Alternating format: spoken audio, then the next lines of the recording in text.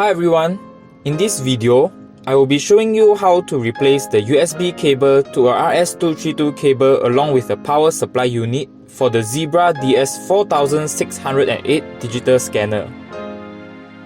The first thing you need to do is to detach the USB cable from the scanner. To do so, you can use a paper clip and slide it into the bottom of the scanner and press down on the clip.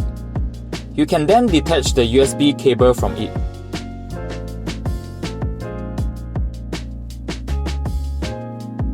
After that, take this end of the RS232 cable and connect it to the bottom of the scanner.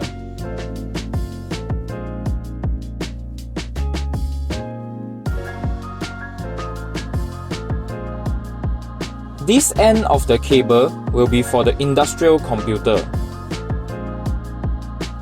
The next part is to connect the power adapter to the RS232 cable.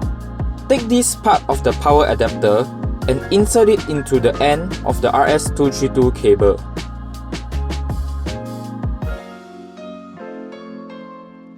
Connect the other end of the power adapter to a power supply, and that should be it. If you find this video helpful, don't forget to like the video, share and also subscribe to our channel.